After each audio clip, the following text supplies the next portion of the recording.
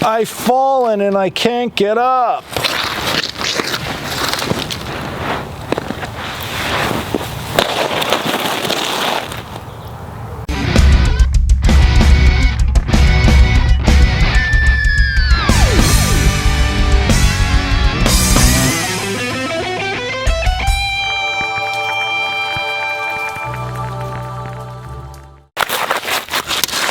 What's up, guys? Dan here, Coalcracker. Remember that commercial, I've fallen and I can't get up? Like, just old people just crippled at the bottom of steps. I remember that from being a kid, telling my age for sure, but definitely funny commercials.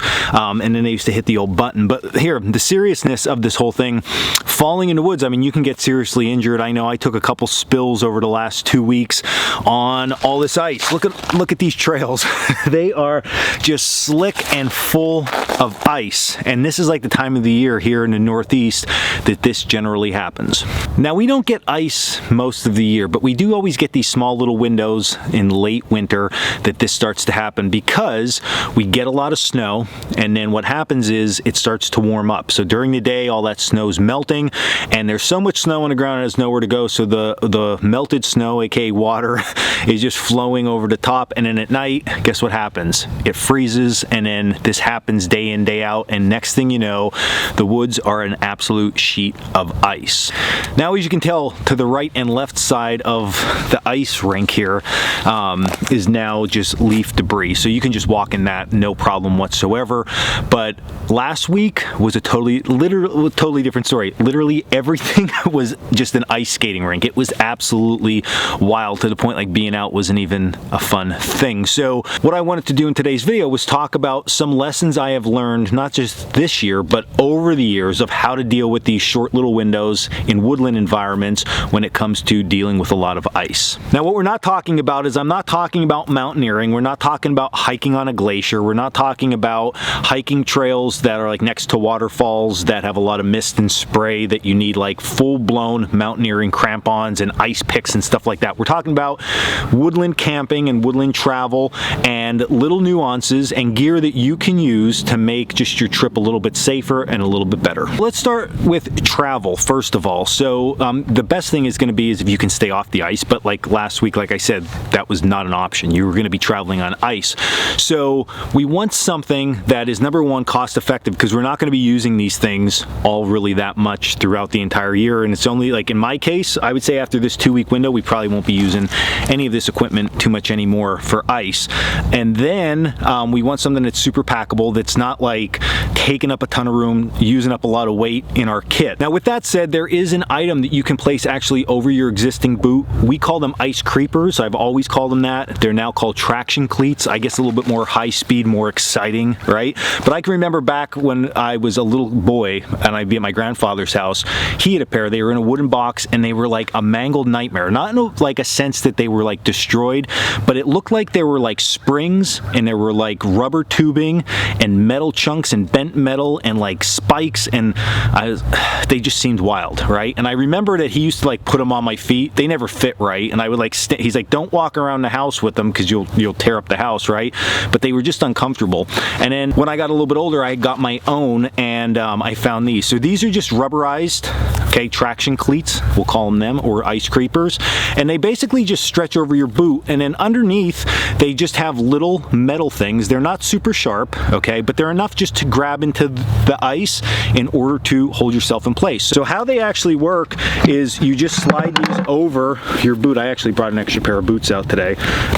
You get your normal size. They like have a variety of sizes for these, and they stretch over your boot real quick like this, and that quick you're good to go. So now I have a way that I can travel on the ice, and they're very low impact. You really don't even know they're on. So if you step off the ice into just the leaf matter, they're there and you have no problem, compared to like big heavy duty metal ones. You can really feel them underneath your feet. So this would be my advice. Get these, stick them in your kit. They're cheap. I just looked online. You can get them for like 30 bucks for a pair of these. You stick them away. I had these for over 10 years now and very little sign of wear. I have a little bit of tear on on this one here, but it's still definitely usable, and you'll be good to go. So that would be my recommendation for walking and traveling on the ice. Now, once we get into camp, one thing that you might have never thought about was actually camping on the ice, something that you just don't want to do. But the problem with camping on the ice is, number one, you're going to slide all over the place. And if you ever look through the woodland ground, it's generally not perfectly flat like an ice skating rink. You're going to get some deviation there. So you start here, and the next thing you know, you're sliding. There's no way to combat that, especially when your body starts to heat up the ground a little bit and you get a layer of water underneath you and then above the ice, and then it's very, very slick. Absolute nightmare material. So we want to try our very best to get that ice out of the way, at least just for our shelter area, and then we are going to be directly on the ground, or in the worst case, we're going to break the ice away and we're going to have more snow to deal with. But camping on top of the snow is going to be way better than camping on top of the ice. So we need to break that ice and get it out of the way. So the first thing you might think, if you just like logically think about it, you know, you think, well, listen, I'm going to take my axe and I'm going to just smash the ice. Now, the only problem with that is if you ever tried to hammer ice, what you're going to notice is it just sort of like smushes, like it doesn't like crack it and break it the way we would want it to crack and break.